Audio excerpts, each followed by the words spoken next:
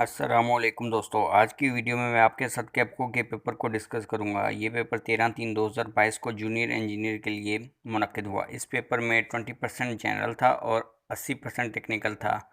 मैं आपके साथ 70 से ज़ायद सवालात को शेयर करूंगा और इनके जवाबात भी आपके साथ शेयर करूंगा। अगर मैं कुछ जवाबात गलत बताऊं तो कमेंट बॉक्स में मुझे उनके बारे में बताइएगा।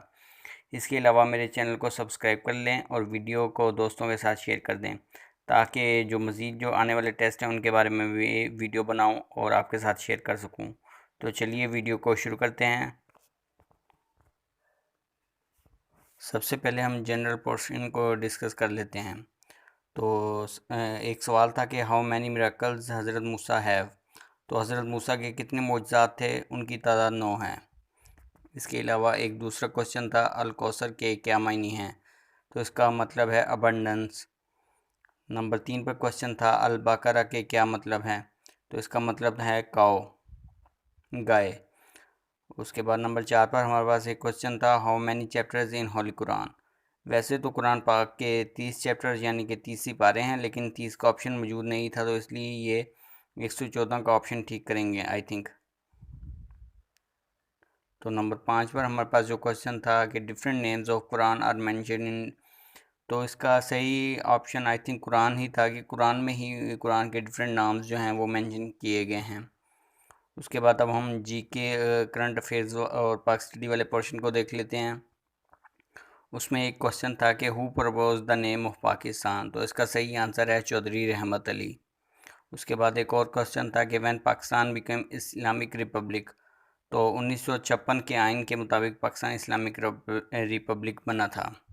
उसके बाद एक क्वेश्चन था कि which is the largest province area wise इन पाकिस्तान। तो बलूचिस्तान था इसका आंसर। उसके बाद एक क्वेश्चन था who was chief justice of Pakistan by 2020। तो इसका जो राइट ऑप्शन था वो था गुलजार अहमद। उसके बाद एक क्वेश्चन था who was the first president of Pakistan. तो इसका जो राइट ऑप्शन था वो है इस्कंदर मिर्ज़ा। उसके बाद एक क्वेश्चन था कि लियाकत अली ख़ान पाकिस्तान के पहले क्या थे। तो इसका जो राइट ऑप्शन है वो है प्राइम मिनिस्टर थे, यानी कि वज़ीर आज़म थे। उसके बाद एक क्वेश्चन था कि ओआईसी की 2021 की मीटिंग जो हुई थी वो किस कंट्री ने होस्ट की थी। तो इसका जो राइट ऑप्शन है वो है पाकिस्तान। उसके बाद एक क्वेश्चन था कि which country has most refugees. तो इसका जो राइट ऑप्शन है वो है तुर्की। तुर्की के जो रिफ्यूजीज़ हैं वो 3.7 मिलियन हैं। इसके बाद एक क्वेश्चन था कि which European country is welcoming most refugees. तो इसका जो राइट ऑप्शन है वो है जर्मनी। उसके बाद एक क्वेश्चन था कि most refugees travel to Europe by, यानी कि वो किस ज़रिए से ट्रैवल करते हैं। तो इसका जो राइट ऑप्शन था वो है सी। उसके बाद एक क्वेश्चन था कि फ़र्स्ट कैपिटल ऑफ पाकिस्तान, यानी कि पाकिस्तान का पहला कैपिटल कौन सा था। तो इसका जो राइट ऑप्शन है वो है कराची। उसके बाद एक क्वेश्चन था कि सी पैक ग्वादर को चाइना के किस सूबे के साथ कनेक्ट करता है। तो इसका जो राइट ऑप्शन है वो है काशगर। उसके बाद एक क्वेश्चन था which of the following is included in CASA 1000। तो इसमें ताजिकिस्तान का जो है वो राइट ऑप्शन बन रहा था। उसके बाद एक क्वेश्चन था कि which country will host FIFA 2022। तो इसका जो राइट ऑप्शन है कतर। उसके बाद एक क्वेश्चन था कि Pakistan day is celebrated on, यानी कि पाकिस्तान डे कब मनाया जाता है। तो इसका जो राइट ऑप्शन है वो है 23 मार्च। मेरे जनरल पोर्शन में से तकरीबन 5 सवालात गलत हो गए हैं। आप भी बताइएगा कि आपके कितने कितने ठीक हुए हैं। अब हम टेक्निकल पोर्शन को डिस्कस कर लेते हैं। तो टेक्निकल पोर्शन की कुछ पिक्स जो हैं वो फेसबुक पे आ गई थी, तो ये वहीं से डिस्कस कर लेते हैं। उसमें एक क्वेश्चन था कि discrete device field effect transistor are classified on the basis of. तो इसका जो राइट ऑप्शन था वो है कंट्रोल गेट कंस्ट्रक्शन। उसके बाद एक क्वेश्चन था कि coherent detection of optical signals are of two types, homodyne and heterodyne. उसके बाद ऑप्शन था कि low attenuation and dash bandwidth are contributed to current optical fibre transmission. तो इसका जो मैंने ऑप्शन लगाया है वो लार्ज है, या तो फिर इसका लार्ज होगा ठीक, या फिर इसका मीडियम होगा। बाकी दो ऑप्शन इसके ठीक नहीं होंगे। उसके बाद जो एक ऑप्शन था कि the triac is a dash device with control terminal. तो ये एक बाई डायरेक्शनल डिवाइस है। उसके बाद एक क्वेश्चन था कि SCR silicon control rectifier goes into saturation when gate to cathode junction is forward bias. उसके बाद एक क्वेश्चन था कि which term is not related to rate of data transferred. तो इसमें जो रिलेटेड हैं वो हैं BPS भी है, बैंडविड्थ भी है और ट्रांसमिशन रेट भी है। तो इसका जो राइट ऑप्शन बनेगा आई थिंक वो ईथरनेट बनेगा। उसके बाद एक क्वेश्चन था कि 3 phase induction machines account for application that calls for motor with power rating over. तो मैंने तो इसका 5 HP लगाया है, बाकी मुझे इसका सही तरह से कंफर्म नहीं है। उसके बाद एक क्वेश्चन था कि the sending of message over a network to be reassembled at the receiving end relates to. तो आई थिंक इसका जो राइट ऑप्शन बनेगा वो पैकेट स्विचिंग बनेगा। उसके बाद एक क्वेश्चन था कि a modem can be defined as. तो इसका जो राइट ऑप्शन बनेगा वो बनेगा communication device hardware which helps in transmission of data, यानी कि जो डाटा को ट्रांसमिट करने में मदद देती है। उसके बाद एक क्वेश्चन था कि द टर्म रेडार मीन्स। तो इसका जो राइट ऑप्शन है वो है B, radio detection and ranging.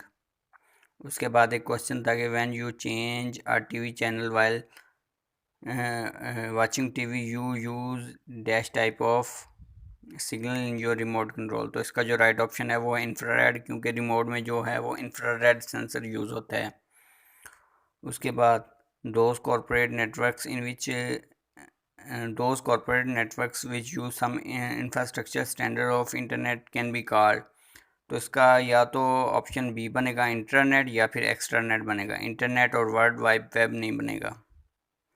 उसके बाद एक क्वेश्चन था कि satellite transmission microwave and radio signals are of which type, यानी कि विच कैटेगरी। तो ये आई थिंक वायरलेस मीडिया ही बनेगा इसका। Which of the following more appropriately defines hub. तो इसका जो है वो सी ऑप्शन बनेगा, common connection point in a network for some devices.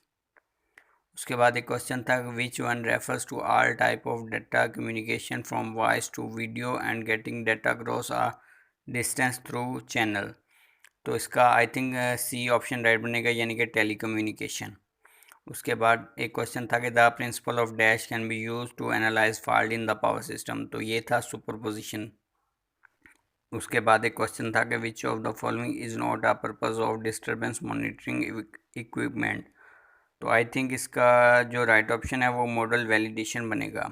मैंने तो यही लगाया, बाकी मुझे इसका कंफर्म नहीं है। उसके बाद एक क्वेश्चन था कि in open loop control system input is dash of output. तो मैंने तो इसका डिपेंडेंट लगाया, लेकिन कुछ लड़के कह रहे हैं कि इसका इंडिपेंडेंट आएगा, लेकिन इस क्वेश्चन में आउटपुट की बजाय इनपुट का पूछा गया था। उसके बाद एक क्वेश्चन था कि dash are use to sense the fault and initiate a trip. तो इसका बनेगा प्रोटेक्टिव रिलेज, यानी कि सी ऑप्शन। उसके बाद एक क्वेश्चन था कि there are 2 types of overload protection, instantaneous over current and इसका जो राइट ऑप्शन बनेगा वो टाइम ओवर करंट बनेगा। Common mode rejection ratio is a ratio of. तो इसका बी ऑप्शन राइट बनेगा, differential to common mode gain. उसके बाद एक क्वेश्चन था कि for rectification we use as a rectifier. तो इसका डायोड बनेगा। उसके बाद एक क्वेश्चन था कि the output voltage of operational amplifier is defined as V out dash where AOL is the open loop gain. तो मैंने तो इसका जो लगाया वो सी ऑप्शन लगाया है, AOL V minus over V plus. तो मे बी इसका सी या डी कोई एक राइट आंसर बनेगा। उसके बाद एक क्वेश्चन था कि output variables are known as dependent variables, क्योंकि ये इनपुट पर डिपेंड करते हैं। उसके बाद एक क्वेश्चन था कि input offset current is defined as IB of is equal to. तो इसका जो राइट ऑप्शन बनेगा वो बी बनेगा। उसके बाद एक क्वेश्चन था कि some material hold their electrons very tightly, electrons do not move through them very well, things are called. तो इसका बनेगा इंसुलेटर। इंसुलेटर्स में करंट नहीं पास करता और इलेक्ट्रॉन इजीली मूव नहीं करते। उसके बाद एक क्वेश्चन था कि the process by which atom gains or lose electron is called ionisation. When same potential difference appears across each of a number of resistors, they are said to be parallel इसका right option बनेगा। उसके बाद एक question था कि Kirchhoff's current law states that algebraic sum of currents entering and leaving any point in a circuit is equal to 0।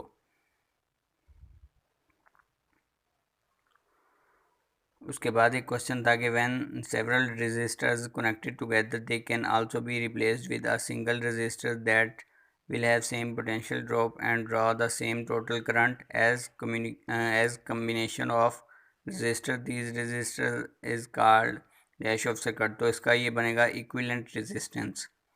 उसके बाद एक क्वेश्चन था कि विच one of the following method will be use for absolute measurement of resistance. तो इसका जो right option है वो है व्हीटस्टोन ब्रिज। उसके बाद एक क्वेश्चन था कि superposition theorem is applicable to.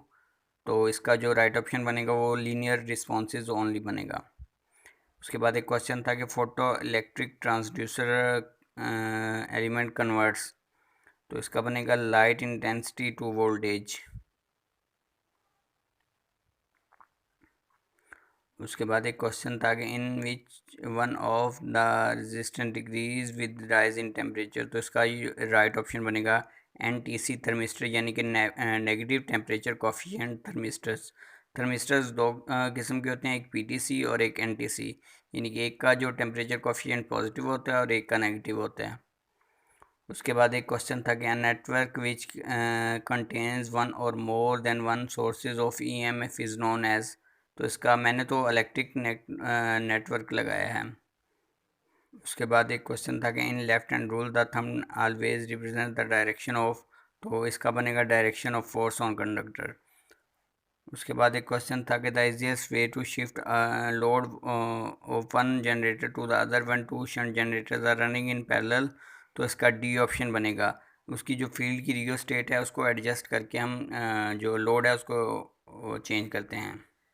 उसके बाद कुछ और क्वेश्चंस थे जिनको भी मैं डिस्कस कर लेता हूँ। तो एक क्वेश्चन था कि generator use for arc welding. तो इसका बनेगा डिफरेंशियली कंपाउंड। तो उसके अलावा एक क्वेश्चन था जिसमें पूछा गया था कि सर्किट ब्रेकर्स के रिलेटेड पूछा गया। तो उसका राइट ऑप्शन जो बनेगा वो स्विच गियर बनेगा। इसके अलावा एक क्वेश्चन था कि for continuity test what should be zero.